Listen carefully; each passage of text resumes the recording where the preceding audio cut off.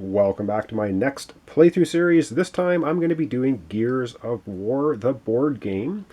And we're going to be doing one of the extra missions. There was a mission pack expansion for this game a long time ago, and it came with 2 missions, and I think an ongoing Against the Horde kind of scenario type thing as well. But we're going to be looking at the first of those 2 missions, and I'll zoom down on the mission specific card here in a second. Basically, I'm going to be playing with 2 cog figures. You can play between 1 to 4 in this game. I'll be playing with 2.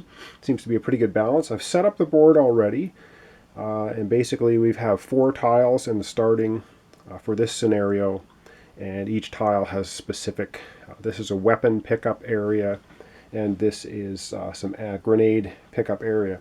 I'm not going to go through a lot of the specifics of gameplay. There are so many videos out there from either Ricky Royal or Black Belt Gaming that have gone through, I think, most of the scenarios in the base game book.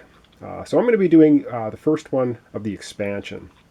So we're just going to learn the game as we play. I've played this a few times, so I have pretty good handle on the rules, but as with all my playthroughs, I will likely mess some things up and it will need to be corrected. But let's just go over there. We're going to look at, I'm going to be playing with Marcus, and I'm going to be playing with Dominic, and they have special abilities. Each character in the game has special abilities. We'll look at that. We're going to look at the models that are going to be, or the enemies, Locust enemies that we're going to be playing against. In the expansion, they come up with new ones. One new one is the Flame Grenadier. Another new one is the Butcher, and then the Palace Guard is from the base game, and we'll be having Palace Guards.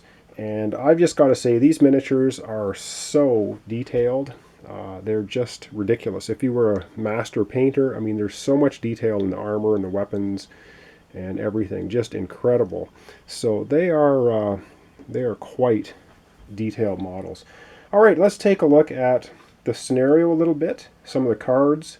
Our 2 characters. We're going to look at the mission specifics, and then I think we're just going to get right into it. And again, without explaining a whole lot of the rules, because we'll get into that as we play. And there's lots of videos that tell you how to play and show you how to play, so I'm not going to bother doing that. Again, let's look at the scenario, let's look at our characters, and we'll just get into it. All right. I'm not sure how well you're going to be able to see this. There might be some glare from the lights. I have put my cards in protective sleeves, so there's a little glare from the plastic as well. We're going to have one locked location here, which we're going to get to. So this scenario is called Search for the Stranded. Again, I've already done all the setup. You randomly pull out the 4 starting tiles, put the enemies on the tiles, and then you start at the first tile you laid down, which I've already done. So I'm not going to go really through the setup, but there are some special rules for Search for the Stranded. And the special rule says, when a Locust figure is killed, place an ammo token in its area. At the end of each player cog's order step, he may remove 1 ammo token from his area and place it on this card. And this card's going to flip, so there's going to be some information on the back of this card when there are twice as many ammo tokens on here as we have players. So for this scenario, we're playing with 2 players. When we have 4 tokens on this card, it's going to flip over, and we're going to read the text on the other side and see what we need to do. The enemies we are playing against, the Flame Grenadier. And for this, we are using the, we're using these guys. I forget what they're, drones or something they're called. I forget what they're called. But this is the miniatures we're using for them. And that is what we're using for those guys. So let's take a look at the Flame Grenadier. It basically says, this attack targets all cog figures in the target's area. If you roll a die that has the little death head symbol here on it, and we'll show you a red die here. That's the defense die. Has 1, 2, or for defense. This one's got that little Gears of War symbol on there. So if you roll that, it will activate the special ability on the cards, and that's what this little text is all about. So that's what happens here. These guys will move into cover. They roll 4 dice for attack. They have 2 health points, and they have 2 defense dice as standard. As the enemy uses the drone figures and wound markers and the Grenadier AI cards, which I've added into the AI deck. instead of the hammer burst. This enemy drops a scorcher with 2 ammo, so it's a different type of weapon. So we're using the drone miniatures, but we're going to drop scorcher weapons instead of hammer bursts. Next up's the Palace Guard. They roll 3 dice on attack. They move into cover when they spawn or move into an area. They have 3 hit points of health, 2 defense, and if they roll that Gears of War symbol, each attack die that rolled a 1 wound is considered to have rolled 2 wounds. So this can be double the wounds. That's not very good for our cog figures. Last up, oh, and it says this enemy uses the Theron Guard figure and wound markers. And the Theron figure is this guy right here. Again, super detailed little miniatures. Very cool. And so that's what we're using for there. Okay. That's Palace Guards, and these are A, B, and C, and you'll see them on the AI cards. And this one is the Butcher. He rolls 4 dice for attack, very nasty. He is immune to the Lancer Assault Rifle's constant ability, which is basically using it as a chainsaw. That doesn't cost any ammo. He has 4 health, so he's the toughest guy we've got, and a base of 2 defense dice when he is attacked. Okay, that basically goes over those guys. And I'll just zoom up here a little bit to the top because we have decks of cards. I'll just show you that. So up here we have random weapon deck. So these are all shuffled, and there's all kinds of different random weapons in here, and that can trigger on the board. These are the cog order cards, and there's a huge stack of that. And we're going to be drawing starting cards for our players. And this is the AI deck. You're going to pull that at the end of each cog player's turn, and the AI will activate. All right, let's take a quick look at Marcus, Felix, and Dominic, Santiago, and then we're going to look at the mission-specific card itself, and then we're going to probably do the first turn in this episode. All right, so let's take a look at Marcus Felix. So he starts off with a Lancer Assault Rifle with 3 ammo on it, a snub pistol with 1, and a bolo grenade. 1 bolo grenade. And I won't go through all the specifics of the weapons right now. We'll do that when we're going to be attacking and stuff. Basically, Marcus's special ability says you roll, your maximum hand size is 7 cards instead of 6. And your cards are your health in this game, so that becomes fairly important. And he gets to roll 1 additional die when using your Lancer's constant ability, so using the chainsaw ability of the Lancer Assault Rifle. So without going into too many specifics, that is Marcus Felix. Let's take a look at Dominic Santiago. All right, so looking at Dominic Santiago, he starts off with a Nasher shotgun, and I apologize, I think there's some glare down here, but sorry about that. He starts off with 2 ammo on his shotgun, 2 on the snub pistol, and 1 bolo grenade.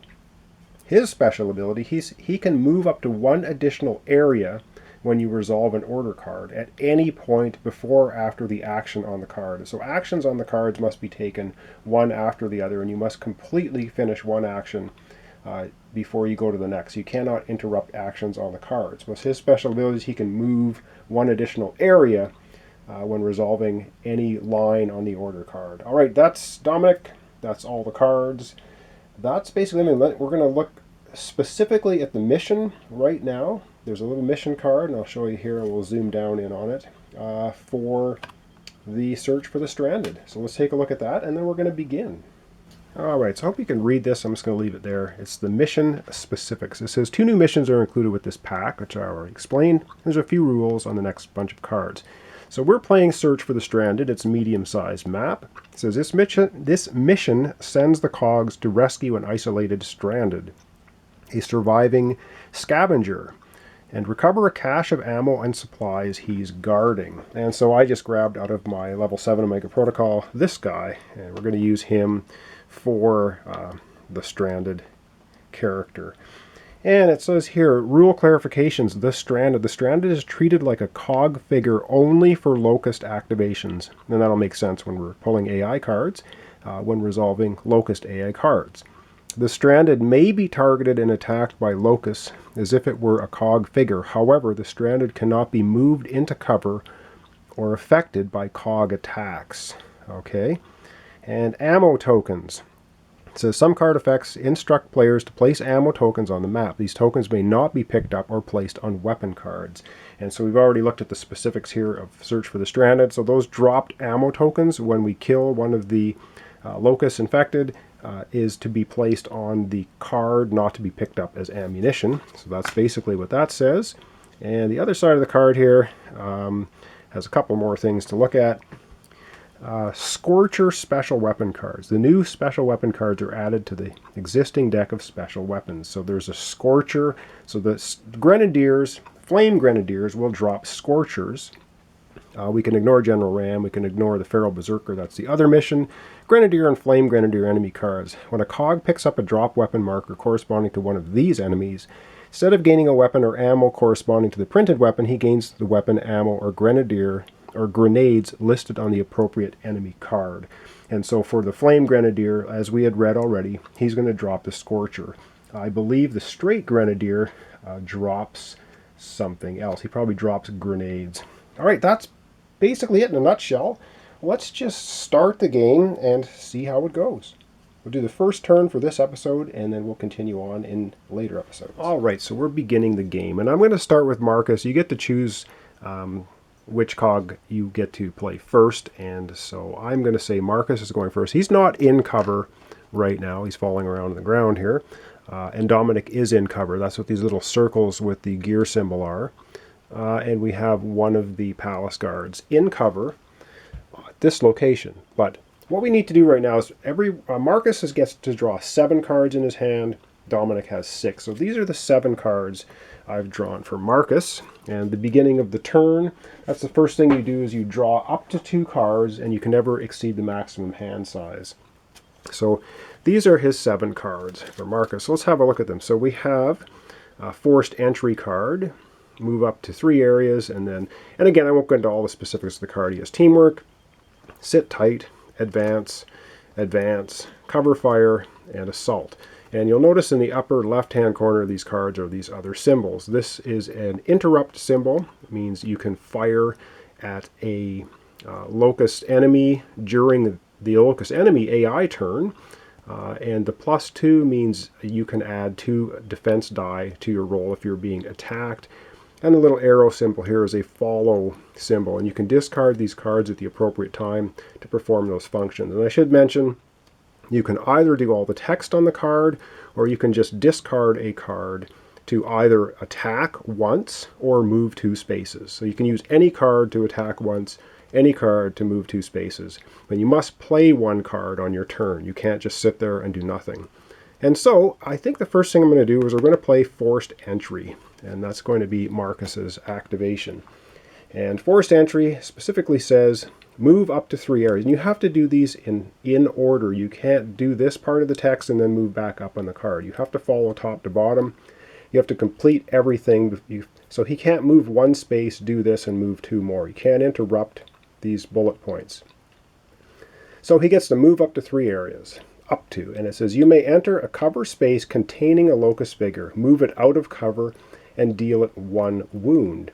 And so that's what Marcus is going to do. So we're going to zoom in up here, and we're going to see how that card works in action. Okay, so we have Marcus here. He is going to move 1 space. Now there's a black wall here. You cannot move through walls. You can't shoot through walls. You can't see through walls for line of sight. And there are these sort of lighter, scraggly looking lines. They divide the sections of the tile. So Dominic and Marcus are in 1 section here. This is another section here. This is another section here, another scraggly line. So Marcus can move up to 3 spaces. So he's going to move 1 space into here with the Palace Guard. And his card specifically says move up to 3. So he only moved 1. That's fine. He gets to kick the Palace Guard out of cover. The Palace Guard was in cover. Marcus is going to shove him out of there. This guy's going to go out of cover, and he's going to end up getting wounded. And how wounded works in the game, there are these little tokens, and so he's going to have a wounded token put on him. Now he's down to 1 health, which is actually quite good, because normally he has 3 health, but because we played the Forced Entry card, we're knocking him down 1. And we only do one wound, but it doesn't really matter how wounds work in the game. He has 3 health points. We did him 1 wound. If we did him 2 wounds, he would still be wounded. If we did him 3 wounds at once, we would kill him because he only has 3 health points. So basically doing 1 wound on him is going to give him the wounded marker. And that's all it's to. We didn't have to do 2 to knock him to 1. So the hit points, you're either in 2 states as an enemy. You're either full health or wounded. Or you're dead, I guess. There's 3 possibilities.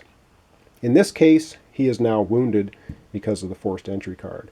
That is going to conclude Marcus's turn. And now after his turn goes, now it is time, and we're going to discard this card.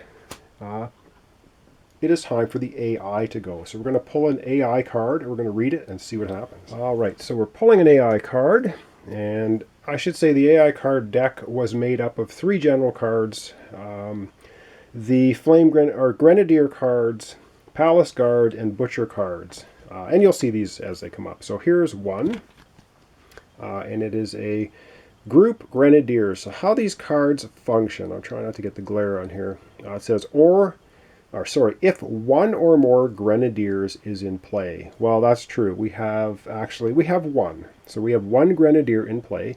Move each Grenadier 2 areas toward the closest cog figure. Each Grenadier then attacks a cog figure within 1 range. So let's see how that's going to play out. And there's an otherwise. And this is for every Grenadier. Now we only have 1, so it's not too big a deal. So it's going to move 2 spaces towards the nearest cog figure. Our nearest cog figure now is Marcus. So this guy's going to come out of cover. He's going to go 2 spaces. So 1 space here and then 2 through the door into this section.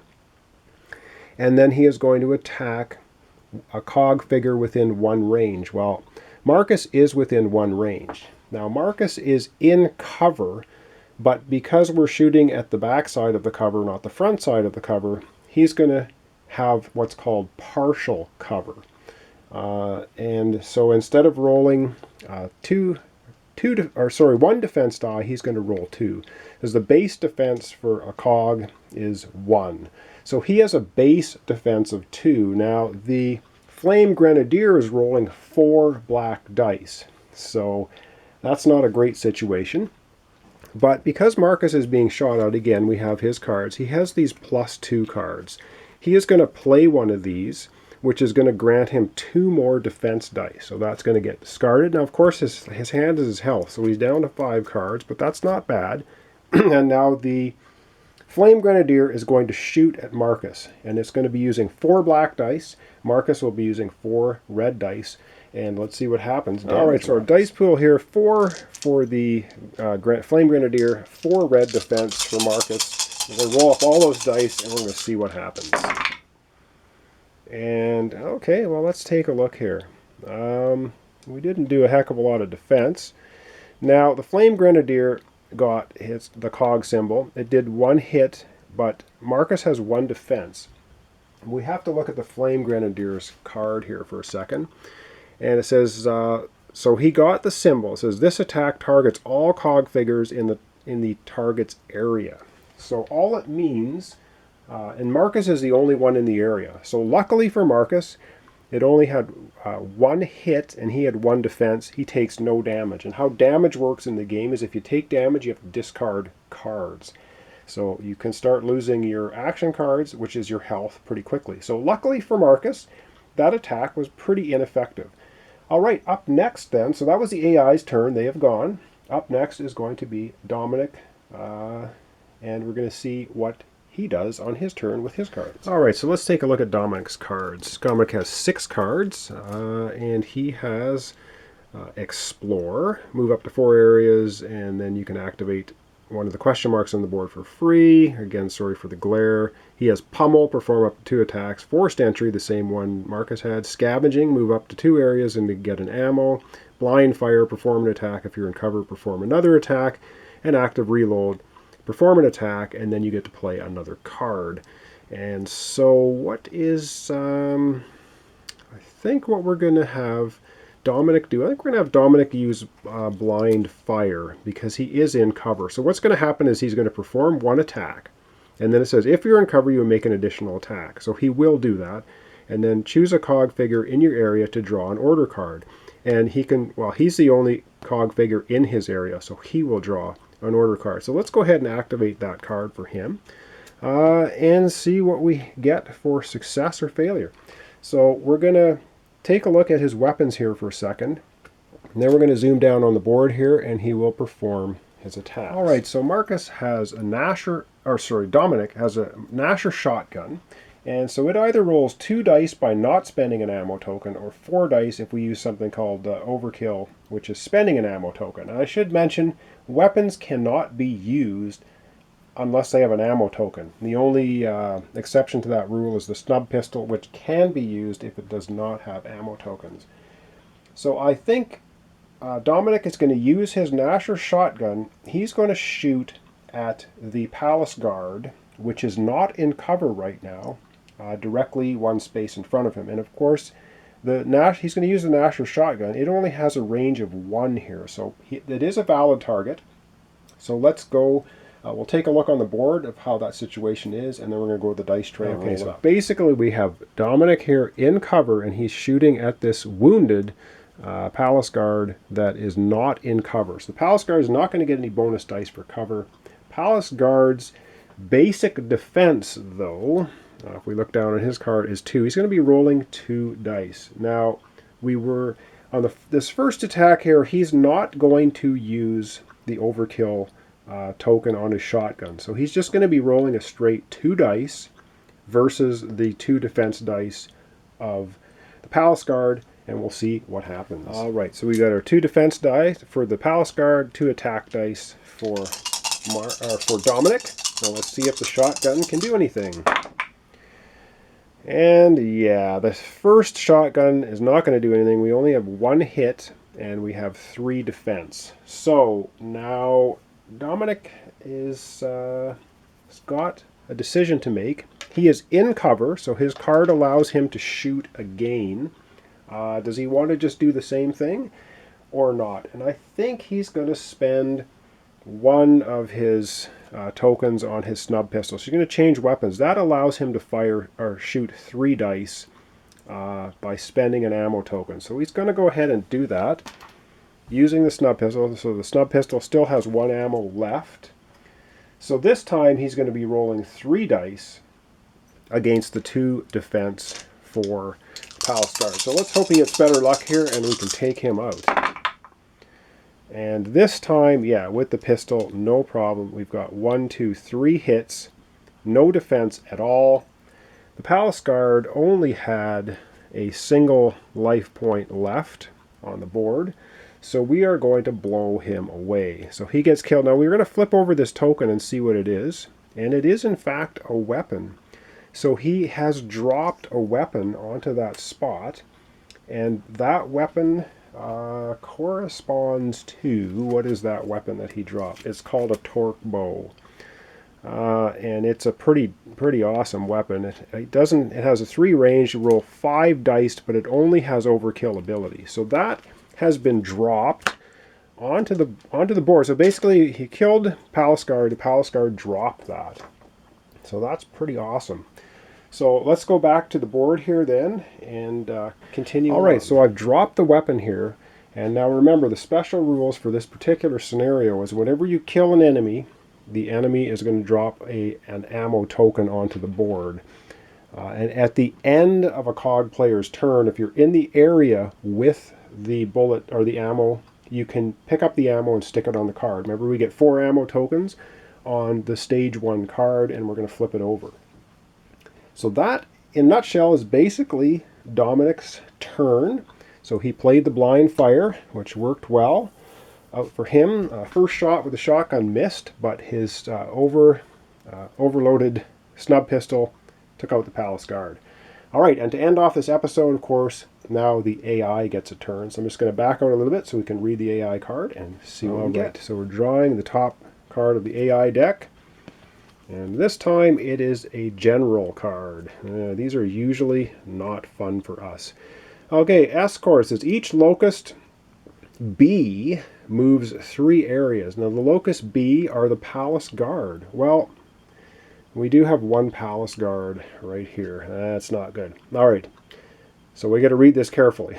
Each Locust B moves 3 areas toward the nearest COG figure. So let's go ahead and do that. It's right here. It's going to go 1, 2, 3. So it moves right into the space where the last palace guard just got killed. So let's continue reading the card. Each time a locust B moves from an area, each locust A or C in that area moves with the locust B to its new area. So this guy, the Flame Grenadier, is also going to move into this area with him. Now what else happens? Each locust B that did not move attacks a cog figure in his own space. Each locust B that did not move. Well, each locust B moves 3. Oh, if it was already in the same space. So it's a good thing we got rid of that palace guard. And the unfortunate part of this general card says, then draw a new AI card. So that's not the end of it. They're just repositioning. Bad news. We have to draw another AI card. And this time it says for each Grenadier, which would be our Flame Grenadiers. We do have one now on the board. And it says, if a cog figure is within 2 range, well, obviously within 0 range, move 2 areas toward him and then attack a cog figure within 1 range. Now this gets a little bit interesting because we can interpret the text the way we want. Of course, we're going to do it for our benefit.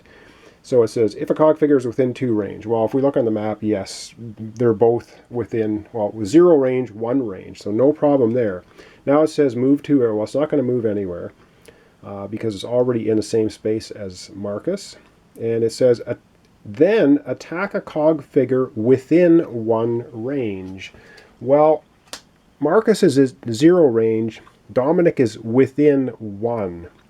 So we're going to have the Flame Grenadier attack Dominic. And the reason we're going to do that is Dominic is in full cover. So Dominic is going to get his 1 defense die plus 2 defense dice bonus for being in full cover. So that's going to give him 3 defense dice. The Flame Grenadier is going to be rolling 4 attack dice. And Dominic is going to be rolling 3 defense dice. Now Dominic's cards here, he does have a plus 2 defense. And I'm wondering if he should bother using it, but I don't think he's going to use the card. So let's go to the dice tray. Flame Grenadier rolling 4 dice. Dominic in full cover rolling 3. And let's see what happens. Let's get the dice here. Dominic's got 3 defense. Those Flame Grenadiers are nasty. They're going to roll 4 attack dice. Well, let's see what we get here. I think we've done an excellent job here. So we already know the Flame Grenadier's special ability is he attacks everybody. When he rolls this symbol, he attacks everybody in the space. Well, Dominic's the only one in that space. However, the Flame Grenadier only did 2 damage, and Dominic's got 4 defense. So Dominic is going to take no damage whatsoever. So that's excellent. Let's go back to the board. We're going to wrap up this episode. In the next episode, we will continue. Okay, so to wrap up our opening episode, we are again looking for the stranded who's got weapons and supplies stashed away somewhere. And I didn't mention before, we do have a door on the board all the way to the other end. So I'm assuming that we're going to have to get through that door at some point in time. But for right now, we're just trying to pick up these ammo tokens when we defeat enemies. Get 4 of them on the card so we can continue the mission. All right, so what we have left is Marcus has 5 cards, and Dominic, I think, has 5 cards as well. So health-wise, we're doing okay.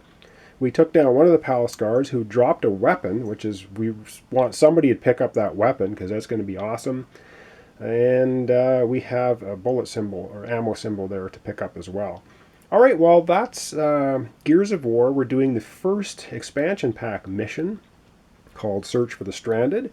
Hope you're enjoying it. It's a pretty fun game. I quite like it. Anyway, sorry about my throat going here. And we're going to continue on. We're going to do a complete playthrough of this mission. So we're going to see whether Marcus and Dominic can complete the mission or whether they're going to be defeated. And honestly, I don't know. It's a kind of a blind playthrough. I know the mission parameters, but I don't know what's in the cards coming up. So I don't really know what we're going to run into. So this should be fairly interesting. Well, for me anyway, because I'm not quite sure what's going to happen. All right, thanks so much for watching along. Thanks for subscribing to my channel. If you like complete board and card game playthroughs, I have quite a few up there now. And of course, quite a few more coming in the future. Thanks for liking my videos as well. If you do give me thumbs up, I'd really appreciate it. And of course, pointing out mistakes and errors are always helpful in the comments, so that if I can't fix it in the video, at least in the comments we have corrections to what's happening. So I hope I haven't messed anything up, which I usually do, but I hope I haven't. So thanks for watching part 1 of Gears of War, Search for the Stranded, and join me next time where we continue on with Marcus and Dominic looking for this stranded individual. All right, thanks for watching along, and we'll catch you next time.